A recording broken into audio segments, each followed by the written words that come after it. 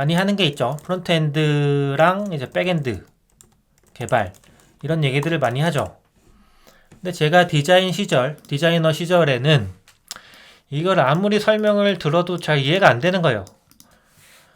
그래서 이 예를 들어보면은 이 전구를 누르면은 실제로 전구가 켜졌다 꺼졌다 해야겠죠. 그래서 이 전구나 뭐 이런 아이콘들이 있는 거가 프론트엔드라고 설명을 하더라고요. 그래서 이걸 누르면은 백엔드와 통신을 해.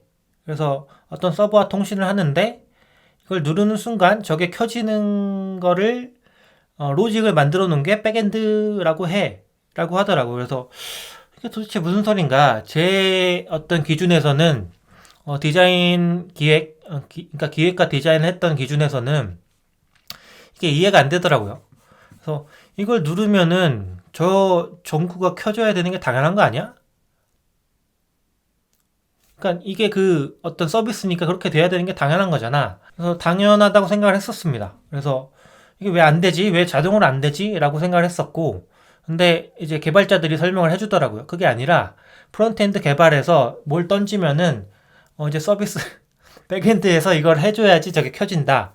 라고 하더라고요. 그래서 그게 왜 그렇게 돼야 되지? 막 그런 어떤 의문들이 많았어요. 근데 개발을 배우고 나니까 이게 의문들이 사라졌는데, 자동으로 되는 건 하나도 없습니다. 예를 들어서, 음, 프론트 엔드 개발자한테 이걸 눌렀을 때 이 전구가 켜지면은 이 깜빡깜빡거리게 해주세요. 깜빡깜빡거리면서 뭐 예를 들어 전구가 뭐 이쪽으로 들어가게 해주세요. 이런 걸 요청을 하면은 그건 개발되기 어려워요. 너무 힘든 개발입니다. 라고 하더라고요. 그래서 이게 왜 어렵지? 다른 앱에서는 되던데요. 이거 자동으로 되는 거 아니에요? 라고 했더니 자동이 아니고 이 모든 걸 다 계산해서 움직이는 어떤 애니메이션을 구현해 줘야 됩니다. 하더라고요. 그래서 그때는 전 이해가 안 됐어요. 자동으로 되는 줄 알았는데 자동으로 안 돼가지고. 그래서 이런 것들을 들었는데 잘 이해가 안 됐어요. 이제 프론트엔드, 백엔드 개발. 그 다음에 백엔드에는 데이터베이스에 어떤 데이터를 저장한다. 그래서 저는 이제 말로만 들으면 잘 이해가 안 돼가지고 이제 개발자들을 찾아다니면서 맨날 물어봤어요. 그래서 이 데이터베이스라는 게 뭐예요? 뭐 어디다 저장되는 거예요? 이게 왜 저장되는 거예요? 저장되면 어떻게 돼요? 막 이런 것들을 막 물어봤어요. 근데 막 설명을 해주는데 그래서 그걸 어떻게 하는 건데요? 계속 물어봤던 것 같아요. 그래서 제 기준으로 제가 기획과 디자인 했을 때 궁금했던 점을 간단하게 보여드리겠습니다. 그래서 프론트엔드, 백엔드, 데이터베이스 뭐 이런 개념들을 설명드릴 텐데 프론트엔드가 저희가 보는 화면이에요. 그 다음에 백엔드가 서버고 서버에 있는 데이터베이스에 어떤 데이터를 저장하는 겁니다. 도대체 이게 무슨 말이냐라고 하시는 분들이 많으실 것 같습니다. 저도 진짜 이해가 안 됐었고 그래서 제가 간단하게 진짜로 개발을 해가지고 실제로 어떤 식으로 이루어지는지 설명을 드리려고 합니다. 제가 디자이너였을 때 진짜 좀 듣고 싶었던 얘기였던 것 같아요. 이 내용이. 어떻게 전달될지 모르겠지만 한번 해볼게요. 제가 간단하게 테스트를 하는 사이트를 만들어 봤어요. 뭐 코딩의 세계라는 사이트를 만들어 봤고, 대부분의 사람들은 이런 웹페이지는 못 보겠죠. 이거는 이제 진짜로 개발을 하던 도중에 이렇게 나오는 사이트이기 때문에 대부분의 사람들은 다 런칭한 다음에 실제 완성된 페이지만 보잖아요. 그래서 이런 거 많이 보시기 힘들 거고 그래서 어쨌든 이런 사이트를 만들었는데 이게 이제 프론트엔드라고 할 수가 있어요. 실제 보여지는 웹페이지에서 보여지는 그리고 애플리케이션에서 보여지는 거가 이제 프론트엔드 개발입니다. 그래서 이거가 지금 그러니까 백엔드 서버와 통신을 하고 있는 상태입니다. 여기서 한번 서버를 꺼보도록 하겠습니다. 꺼게 되면은 어떤 데이터가 안 보이죠. 그래서 실제로 이제 프론트엔드에서 써놓은 이런 텍스트 말고는 아무것도 어떤 데이터가 표시가 안 됩니다. 왜냐면 서버가 없기 때문에 프론트엔드는 아무것도 못 보여주는 거예요. 데이터가 없기 때문에. 일단은 서버를 다시 키겠습니다. 다시 키면 이렇게 나오고 그래서 이 서버에 있는 데이터가 어디에 저장되느냐 한번 보여드릴게요. 이게 데이터베이스를 보여주는 어떤 툴인데 대부분 사람들은 이런 거를 볼 기회가 없겠죠. 왜냐면 앞에 부분만 어떤 프론트엔드 부분만 보니까 이런 거 볼 기회가 없겠죠. 그래서 데이터베이스에 이런 것들이 저장이 되어 있어요. 그래서 유저, 뭐 포스트라는 거가 저장되어 있는데 이게 좀 키울 수가 없어서 일단은 좀 작게 보겠습니다.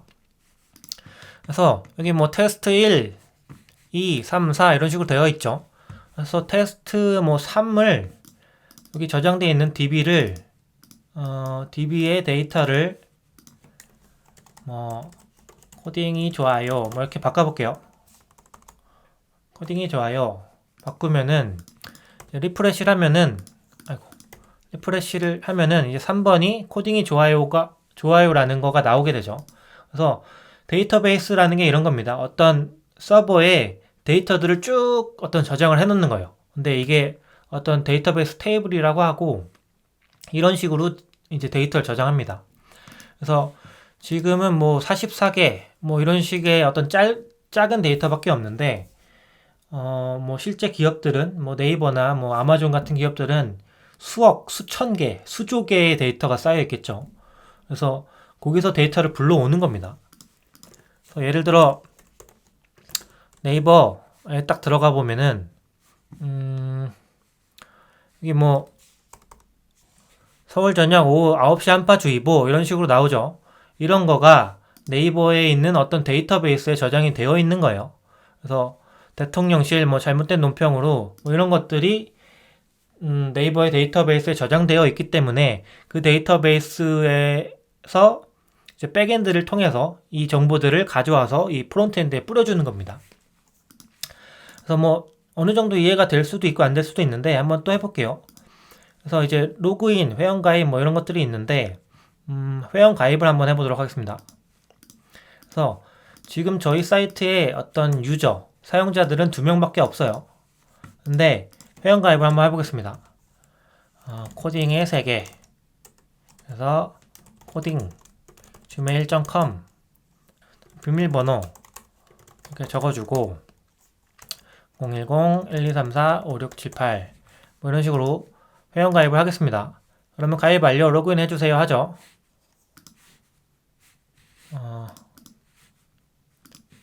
네, 회원가입이 됐고 그러면 이제 데이터베이스를 리프레시 해주면은 데이터베이스에 방금 적었던 내용이 들어가게 되죠. 그래서 이름은 코딩의 세계라는 놈이 이메일은 이렇게 적어서 가입을 했어요. 패스워드는 실제로 DB 관리자도 모릅니다. 이거는 굉장히 암호화되어 있어가지고 내가 쓴 패스워드와 다르게 저장되어 있어가지고 뭐 암호화하고 복호화하는 작업을 거쳐서 실제 패스워드를 맞추는 작업이 이루어집니다.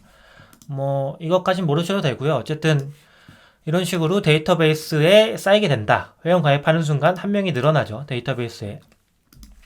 그래서 이제 로그인을 하게 되면은 내가 넣은 이메일과 비밀번호를 해가지고 로그인하는 순간 데이터베이스에 있는 이 이메일과 그리고 패스워드를 확인해가지고 맞으면은 로그인을 시켜주는 그런 어떤 로직이 있습니다. 그래서 이런 식으로 데이터베이스에 저장되고 보여주는 거 그리고 확인하는 거 뭐 이런 거가 다 어떤 서버 백엔드 개발이 하는 어떤 일들이죠. 그래서 자기 웹사이트에 어떤 리스트를 보여줘야 된다라고 하면은 그 리스트를 보여주는 백엔드 그리고 그걸 저장하는 데이터베이스가 있어야 되는 거예요. 그래서 이 데이터베이스에서 예를 들어 이메일이 뭐 HAN을 포함한 유저를 100명을 보여줘라 이런 거를 백엔드가 개발하는 거예요. 그래서 예를 들어서 우리가 어떤 채팅 사이트를 만든다라고 하면은 이 아래에 있는 어떤 데이터들이 어떤 채팅할 수 있는 상대라고 한번 가정을 해볼게요. 그러면은 테스트 1이라는 사람이 있고 테스트 2라는 사람이 있고 이런 사람들이랑 나는 채팅을 하려고 해. 그런데 예를 들어 이 사람들 중에서 나는 키가 뭐 175 이상인 사람들만 만나고 싶어. 그래서 예를 들어 여기 어떤 버튼을 누르면 175만 검색하세요 버튼이 있어요. 그럼 이 버튼을 누르면은 이제 백엔드로 어떤 요청이 넘어갑니다. 175 이상만 알려주세요 라고 하면은 이제 백엔드 어떤 서버에서 175 이상인 사람들의 데이터베이스만 가져오는 어떤 로직이 있어요. 그런 걸 백엔드에서 만들어 놓는 거고, 그래서 예를 들어서 여기서 어떤 키라는 어떤 항목이 있으면은 175 이상인 사람들만 필터링 하죠. 그래서 필터링 해가지고 이 사람들이야 라고 알려주면은 프론트엔드에서 이 사람들이 175가 넘는구나 라고 이제 뿌려주는 겁니다. 그래서 이런 식으로 프론트, 백엔드 서버가 프론트, 백엔드, DB가 이렇게 통신하는 과정이 간단하게 설명이 되는 것 같고, 똑같죠. 이제 가입한 거가 일주일밖에 안 된 사람들 알려줘 라는 버튼 누르면 백엔드에서 DB를 뒤져가지고 if 만약에 이 사람들이 가입한 지 일주일 안으로 된 날짜를 갖고 있는 게 저장되어 있다면 그걸 알려줘 라고 DB에 이제 쿼리문을 날리게 되고, 그러면 DB에서 그거를 받아와 가지고 프론트엔드로 전달하면은 프론트엔드에서 이거를 보여주는 겁니다. 굉장히 좀 어려울 수 있는 개념인데 조금이나마 이제 실제 DB 테이블을 보면서 도움이 되셨길 바랍니다. 그 다음에 단계가 이제는 개발이 끝나면은 이제 테스트 단계가 들어갑니다. 테스트.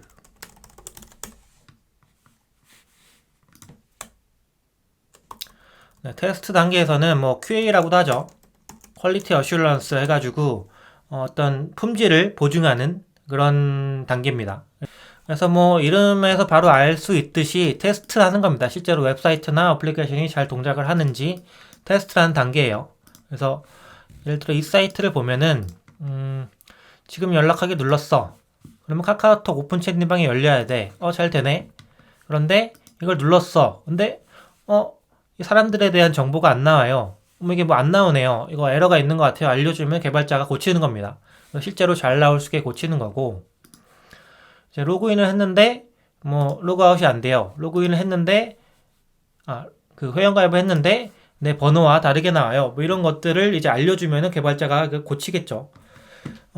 그것뿐만 아니라 뭐 이제 프론트엔드 단계의 QA도 있어요. 그래서 뭐 이게 마우스 오버를 했는데 파란색이면 안 되고 난 노란색으로 해야 되는 기획자나 디자이너가 정해놨는데 이게 파란색으로 나와요. 뭐 이런 것들 알려주는 거죠. 그래서 이것들을 QA 하시는 분들이 실제로 눌러보면서 이제 다 검사를 합니다. 이렇게 돼야 되고 이렇게 돼야 되고 이런 것들을 다 검사를 하고, 이런 식으로 수동으로 검사하는 방법도 있고 실제로 QA 엔지니어라는 직업도 있어가지고 그 사람들이 이제 자동화를 시킵니다. 왜 예전에 그 수강 신청하는 그런 거 뭐 자동화 매크로라는 게 있죠.